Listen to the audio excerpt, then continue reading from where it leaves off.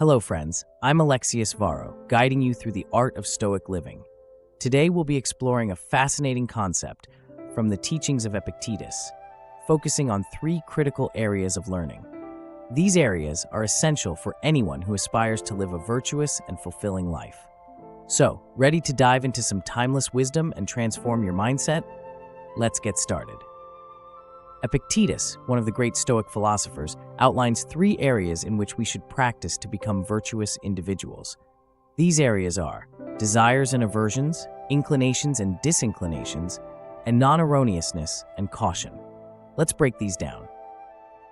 Firstly, the area concerning desires and aversions. Epictetus advises that we need to master our desires and aversions so that we neither fail in our desires nor suffer in our aversions. Essentially, we should desire what is genuinely good for us and avoid what is harmful. However, this isn't as simple as listening to our instincts. Often, our instincts may mislead us into desiring things that aren't truly beneficial or avoiding things that we merely find uncomfortable. Consider this. Have you ever desired something so badly only to realize later that it wasn't good for you? Or avoided something difficult even though facing it could have led to significant growth? By practicing discernment in our desires and aversions, we can align more closely with what truly benefits us and avoid unnecessary suffering. Next, we move to inclinations and disinclinations. Here, Epictetus is talking about doing things in a manner that is orderly, prudent, and not careless. This is about acting with propriety. Our motivations behind our actions are crucial. Are we acting out of habit, because we think we must? Or have we thoughtfully considered our reasons?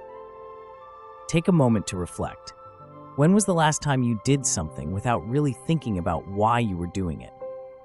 Maybe it was a habit, a sense of obligation, or a desire to avoid something else. By examining our reasons for action, we ensure that our inclinations and disinclinations are in alignment with our true values and goals. Lastly, Epictetus talks about non-erroneousness and caution, meaning the importance of sound judgment. This area concerns agreements, or in other words, our ability to see things clearly and act accordingly.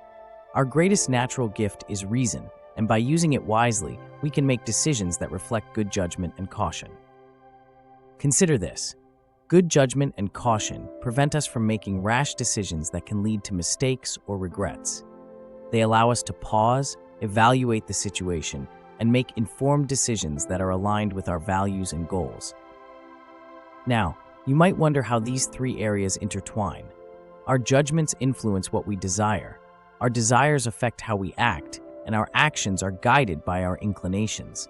They are not separate silos, but interconnected aspects of our decision-making process, and we cannot simply wait for things to happen and hope for the best.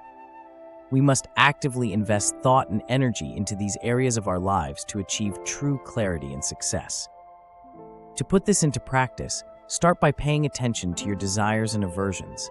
Are they in alignment with what is genuinely beneficial for you? Next, examine your motivations and reasons for action. Are they thoughtful and aligned with your core values? Finally, practice good judgment and caution in every decision you make. Use your reason as your guide. Remember, friends, practicing these three areas of learning can lead to a more virtuous and fulfilling life. By mastering our desires and aversions, acting with propriety, and making sound judgments, we can navigate life's complexities with resilience and grace. I hope you found this exploration of Epictetus's teachings insightful. If you're ready to take on a Stoic challenge, spend the next week consciously practicing these three areas of learning. Reflect on your desires, examine your motivations, and use your reason to make sound decisions.